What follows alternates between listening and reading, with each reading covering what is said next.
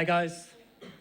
So I'm Martin Self. I'm the director of the Design and Make programme and of Hooke Park, the woodland campus the AA has in Dorset. So, because it's a half-hour slot to introduce the programme, the basic premise is that it's a 16-month design build course, graduate master's course in architecture. So the basic premise is the architectural research happens through the actual realisation of a project. Fundamentally, students are able to test their ideas through the actual construction of their building proposal. So based at Hooke Park, this is the campus the AA has. So this clearing in the woods, we're developing this campus. It's a 350-acre woodland. Just a quick recap, most of you probably saw my introduction a week or so ago. The AA inherited this site in 2002. Before that, it was a furniture-making college. These three buildings were built during that era. The ideas were sort of led by Friotto, Ted Cullinan, a few other people in the mix. And they all tested the premise of using locally sourced material in construction. So this is spruce timber, plastic wrap to keep it wet, while it then gets bent down to form the roof of the workshop building. The workshop's heavily used by London units visiting and by the Design and Make programme. And it's also a site, Hooke Park's also a site for wider experimental construction in the woodland. The AA has this outline planning permission for a larger campus, so we're expanding the campus, and effectively each of those squares is the starting point for a Design and Make project over the next 10 years or so. A couple of the early projects are Caretaker's House, I think the first of the AA student design projects down at Hooke Park. So this is now lived in by the caretaker, workshop supervisor, and Georgie, who runs the kitchen, their family.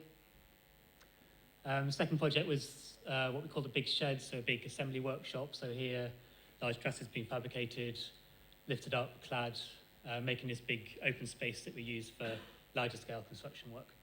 That was just a very quick context setting for Hooke Park.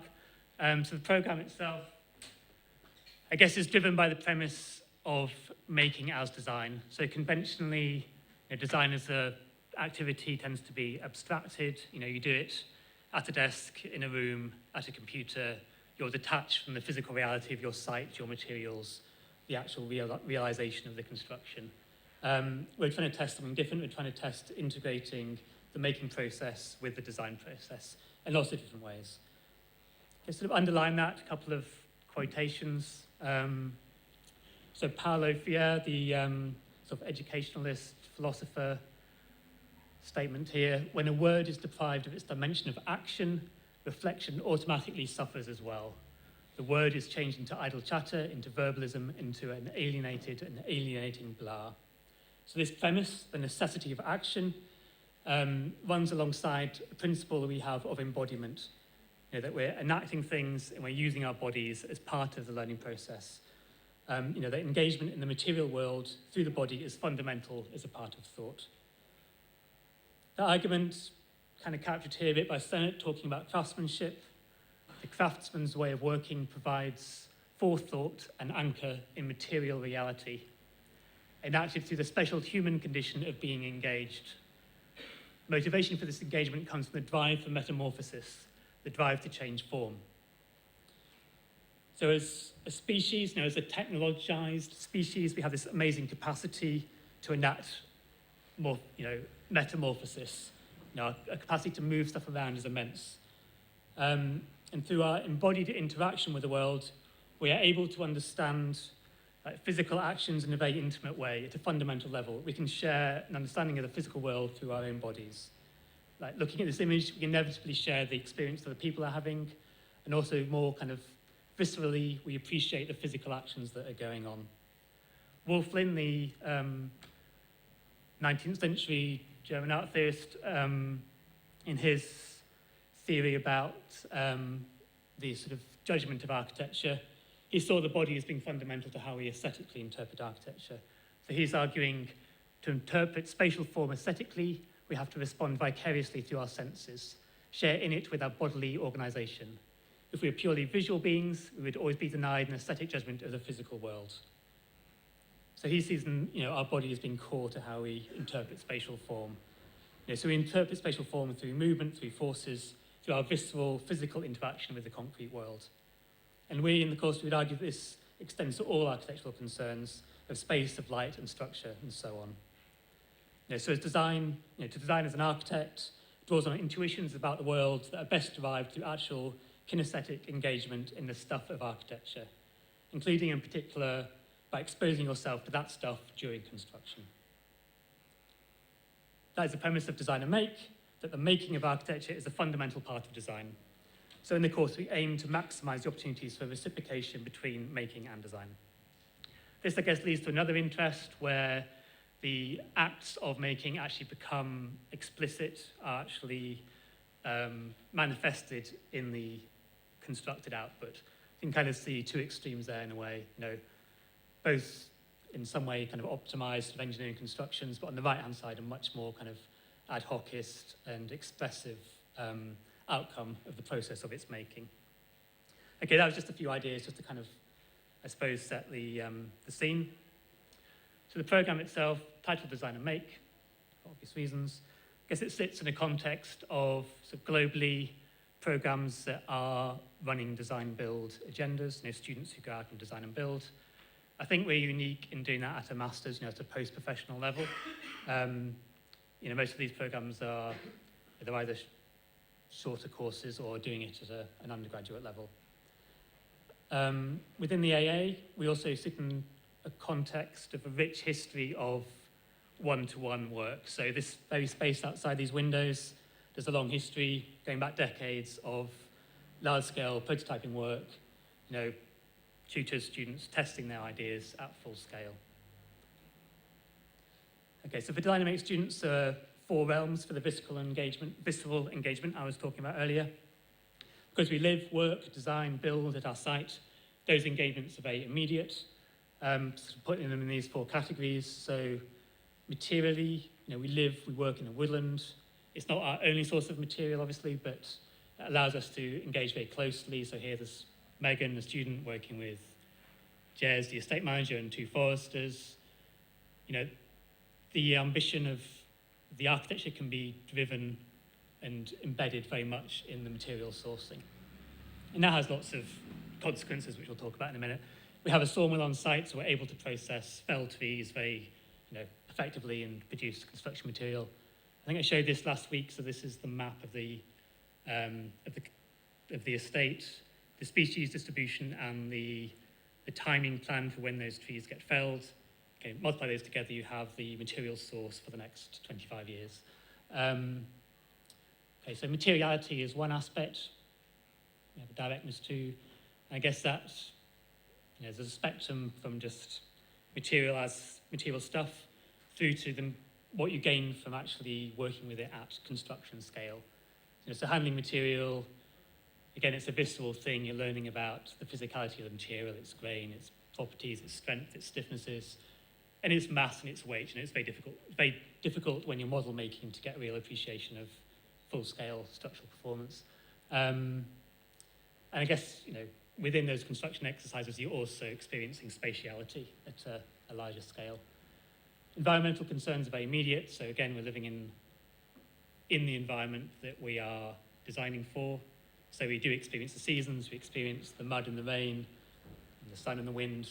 We see how the ecology of Hooke Park and the forest are driven by those environmental conditions, and they can be reflected in the design work that students do. So there's an immediacy there. The fourth of these terms is the issues of place. Hooke Park is like this is, it's a very specific place. I guess, English architecture, British architecture, historically, the vernacular British architecture was very much a sort of consequence of the geology of the ground that it's built on. So obviously you get Bath stone buildings in Bath, you get, Portland stone buildings in Portland historically. That connection between the vernacular and the geology, is embedded in our history. And Hooke Park sits in a very rich topography, geology, and also historical landscape. So just within these features, I know there's a series of Iron Age bits of construction. The shape of this hill is a consequence of an Iron Age settlement. 2,500 years ago. There's a very deep richness that, again, is immediate to us and can be extracted within the projects. Okay, so that's another bit of the context. So some of the specifics. So the teaching team, so there's myself, so I'm full-time down in Hooke Park. Kate Darby, architect, has a studio master role. Charley Brentnall, who's a timber contractor who basically oversees the making production at Hooke Park. So a little more on each of us. So I'm an engineer by original training, worked in Out for a while, worked at Airbus a bit, got involved teaching here. I taught with Charles Walker, a pavilion design build unit that we ran for 4 years, producing pavilions that sat out here with second and third year students. Did an MA here, and that, I guess, led into more teaching, and then the design and make, establishing the design and make course. Kate Darby is an architect with a passion for the rural. She's just completed this project, kind of interesting, looks fairly conventional, but actually is on the site of a Grade 1 listed medieval barn that had to be retained, so she managed to negotiate, basically encapsulating that building within this project for a small design studio. Charley Brentnall is probably the country's leading timber contractor, arguably, but he's a real expert in delivering timber projects and construction projects generally. He's also got a real passion for working with a mix of skills. So, you know, he did this bike shed for a primary school with school kids. So he's well equipped, I guess, to work with graduate students of mixed ability, should we say. Alongside those tutors that are around throughout the year, there's 3 key people who come and go. So Mark Campbell, who teaches in the school in intermediate school. He's our thesis tutor. So he guides the written work, the ultimate output of the course for each student. And then in term 1, we have a couple of tutors who support the studios we do this term. So Costas, who runs the industrial studio. Toby Burgess, who's actually joining the course for the first time this year. He's got a great experience in delivering student design build projects, including this at Burning Man a couple of years ago. Okay, so the structure of the course, there's sort of 3 categories, I guess. So we have some seminar theories to establish the theoretical basis for the course, which run through the first couple of terms. The design build studios that build up in complexity, leading to the full constructed building, sort of the middle chunk there. And then the key ultimate output, so each student produces an individual written thesis that's a kind of reflection on the experience and the proposition in the latter stages of the course. So this is the 4 terms. There's some break towards the right there where we do carry on some construction work for the building in the summer. So I'll go through these in a bit more detail. There's a breakdown of marks and percentages which are in the handbook. Okay, so the seminars. So we ran 4 different seminars, 2 key ones in the first term, 2 which are a bit looser in the second and third terms.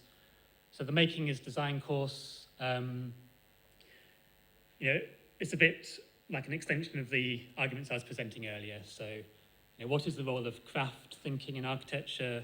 You know, theories of embodiment, phenomenology, you know, philosophical theories that relate to how, as embodied humans, we design.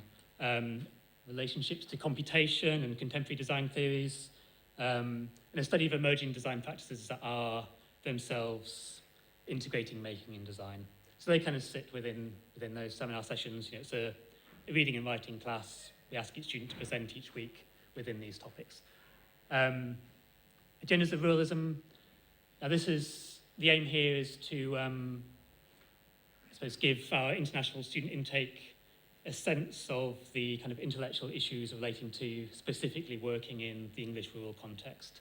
So it's a bit of a history of English landscape, romanticism, land ownership, you know, the pastoral, those kind of terms, leading to kind of the contemporary condition of, you know, how the city and the countryside interrelate, what current cultural practices are going on in the countryside.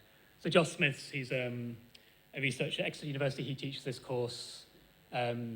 His fascination is in contemporary English landscape writing and sort of new cultural movements in the English landscape.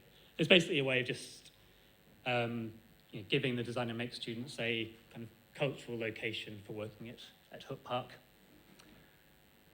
The second term, we have a series of visiting speakers. So within that making and praxis topic, we hear from engineers, fabricators, architects working different ways about how they're relating making and designing or production. It's up to the student to kind of extract an argument from that and write that up. In the third term, so Mark Campbell runs a short thesis production seminar, so just teaches through and builds up the processes and for the student, the basic content, the argument, their research material for the thesis. I'll talk about the thesis a bit later on. That's the basic structure of the seminar series. There's essays that get handed in after each break. Okay, so the studio work. So we start the year with a 4-week induction studio. So the aim here is basically to embed in the cohort a shared set of skills in contemporary design production. So digital skills, Rhino, Grasshopper, a bit of scripting, the workflow through for digital production to produce the furniture scale piece down at Hooke Park. So it starts in London, moves to Hooke Park. The slightly jokey title we're using for that is this, Vernacular Reapplicator. We prompt the students to extract some traditional or existing technique, maybe something that appears in vernacular architecture or just some other sort of traditional technique, and reinvent that through the sort of digital workflow. So a couple of examples. So Megan, she identified a history in net making locally in the coast near Hooke Park. She looked at the tooling that was used traditionally for that. She extracted the geometric logic, the interrelationships, recreated those digitally, the interrelationships in the Grasshopper plugin to Rhino, and then was able to reinvent that tool in a contemporary way that allowed new forms of net, three-dimensionally curved nets to be produced. Similar one, I guess. So Stephanie, she saw the traditional relationship between historic boat building and forestry, I guess. So using deliberately curved timber to form the structural element of ships. It's an interesting part of English forestry history. She approached that slightly differently, so she was interested in the branching junction that you get. So she harvested a lot of hazel, branching components. She did a very crude 3D scan of those, so she had a catalogue of all the geometries of those pieces. Then she scripted up a process of sort of iteratively combining those pieces to form a sort of doming space frame structure. Something like this in its earliest kind of very crude form, but the principle was certainly interesting that you could use the existing naturally formed, very well-evolved joints in construction. So those are the kind of things we want to prompt in this studio. So, whilst the immediate need is to be learning some software skills, we're also trying to establish a way of thinking about how we're integrating the material at hand, the opportunities that digital processes present, and the ultimate construction. Okay, so that's the furniture scale, this piece. The core studio steps up, so now we're fully in Hooke Park, we're embedded in the landscape, and we wanted to do stuff which is about working at the one-to-one construction scale, but in a kind of open, experimental way. So this isn't yet a brief for a permanent building, it's a chance to be experimental, to fail, to do something interesting. The title this year is Amplified Landscape. We want to fundamentally embed these projects in the Hooke Park landscape. So two things in parallel, really. One is to be doing something constructionally interesting at that kind of one-to-one scale. But the key kind of underlying ambition is this is a chance to really push something hard into the Hooke Park landscape. So previous projects with, I guess, similar aims. So here, a grid shell project that was nestled into a valley in Hooke Park. This was sort of overnight shelter project that they worked out again deep in the woods. This was a sort of cocoon tree house thing. Kind of an interesting process here where the kind of construction strategy was one of bandaging. It wasn't sort of pre-formulated, the basic bandage until the thing was stiff enough to carry and hang in the woods. That was that piece. Again, you can kind of see, in different ways are obviously cited carefully to have a particular experience of the Hooke Park landscape. This was another one, titled it Accumulating Watchtower. So within this, there was an ambition to have an assembly structure that became its own scaffolding. So you basically built height up the building and always safe as you went up. And they had an aim to see the sea from the top, which they did. There it is. Okay, so those are those two studios. Then we end the first term with a week back in London with the title, The Project Formulation. So this is now where the brief for the main project is published. We understand now what we're aiming to do with the main project, the permanent project at Hooke Park. We come back to London and we have some conversations about it here. Maybe meet with Brett, with the advisory group for Hooke Park, and discuss what our plans are for that building before the Christmas break. So previously they've been buildings within the Hooke Park masterplan, things in purple, I guess. At the moment, students are working on this thing here, which is a new boiler house for a central biomass boiler, which will provide heat to the whole building. I'll show you some pictures of that in a minute. The site for the new cohort is actually adjacent to the main bit of campus here. We have a clearing in the woods which we use for sawmilling and timber stacking. We want to develop that into a proper forestry activity centre. So the key brief within that is a large barn for the storage of wood chip that will then be used within the biomass boiler. Okay, so after Christmas, we run then into the project studio. So we do make this split, although we're integrating designing and making, we do make a split where we're saying during this phase, design work is happening. At the end of that phase, we do want design information to be complete, that we know as we go into the summer break, we know what we're building. So in that phase, obviously, there's lots of model making, sketching, designing, drawing digitally, working with engineers, contractors, thinking through the realities of how things are going to go, one-to-one, full-scale prototyping, get a sense of the reality of what we're proposing, converting that into real construction information. Okay, I summarised that very quickly, but that's, as you can imagine, a two-term exercise. That kind of runs into what we call a make studio, so the construction phase of the building. So early in this, we get planning permission, we try and get the foundations worked up ahead, so we're able to get site work happening in May or June, something like this. Just to kind of reiterate again, we are looking constantly for the opportunities to reciprocate between designing and making. So I'm going to show two projects that were completed by the previous cohort, so the students who graduated this spring. A low-cost dwelling, so a student accommodation lodge, and a timber seasoning shelter. So just to quickly run through those strategies. So with the accommodation lodge, there's a few strategies they basically employed. Here they're doing full-scale kind of skeleton mock-ups on the site to really get to understand the spatial arrangement, the landscape relationships. And they brought that back into the drawings, and then an exercise of actually inhabiting those drawings at one-to-one. So in the big shed, chalking out the plan, adjusting it, testing its accommodation. There's several strategies running in parallel. They had a very keen upcycling, recycling ambition, so they sourced all the windows basically from companies who had them as spares, configured those, and effectively the building was redesigned, configured to accommodate all those glazing sizes that, in a pattern like this. The timber cladding, again, an exercise here in maximising the use of the timber, so sawing it and using the curving edge expressed in the cladding.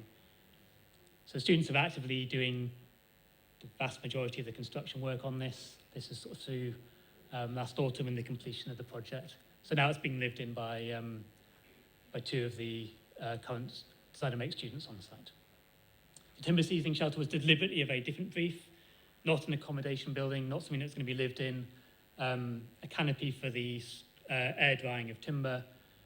The brief here was really to push the material and construction ambition. I showed you that photo before, so identifying there's lots of beech trees in the woodland, what could we do with those? They're not traditionally used in construction. Exploring steam bending techniques, working with local furniture makers, developing a bending jig that allowed, adjustable jig that allowed those pieces to be bent, developing a structural system with, as Charley Brentnall, Francis Archer, engineer, on me, the student, finding a way of describing these components, a student-designed bending jig that allowed all of these different components to be fabricated. It's 200 different shaped pieces, and then an exercise of production line of producing these components, putting them together and assembling them in this roof. So this was completed, well, very beginning of this calendar year, and is now building up a stack of timber for future projects. Just to very quickly show, so this is the current cohorts project, so the boiler house that I was mentioning. The key ambition within this is to, I guess, push the ambition of using the natural geometry of timber. So I think about 300 standing trees were 3D scanned using a Kinect sensor. The geometry is extracted and then recomposed digitally to form a kind of interesting curved wall. So all the pieces then pulled out of the woodland, processed, sort of the basement part of the building. And this was yesterday, so the curved timbers are now being stacked. You can see the templates on the right that are going to define the sort of ultimate curving shape of the wall. Okay, that's that one. So the Make Studio runs through. We try and finish that in mid-autumn. The final component of the course, I'll talk about for just a minute or two, is the thesis. So obviously these studios are group work, tends to be 3, 4, 5 students working together on these projects. The thesis returns back to being individual work. So it's a chance for the student to express an interest early on in the course, explore that interest, find ways of testing aspects of an argument derived from that interest within the built project. So the student, they're reflecting on the process of designing and building, and they're making some proposition about architecture. We deliberately keep the topics fairly open. Here's a list of the titles. The layout's gone a bit awry, but a list of the titles from last year. Various themes emerge. 3 of them have material in the title. I think the bottom one has timber in the title. So there's the theme of sort of material and making. I guess there's the theme around design production, the role of representation, the role of drawings. And I guess a slightly broader potential that we can test at Hooke Park around our location, our place. So looking at regionalism, landscape, occupation. So there's a breadth of topic, but I guess there's a consistency within these, so that all of those theses are using the built project as evidence, as evidence in developing their argument. Does that make sense? A couple more images. So it's an illustrated thesis. Nozomi did a lovely diagram of all the interrelationships between design and production for that big shed project. So all the sort of negotiations that were being made, decisions, interrelationships between different parties. And final image, there's Nozomi. I think on the day she handed that thesis in the big shed in the project that she co-designed. That's the course. It's Design and Make. Thank you.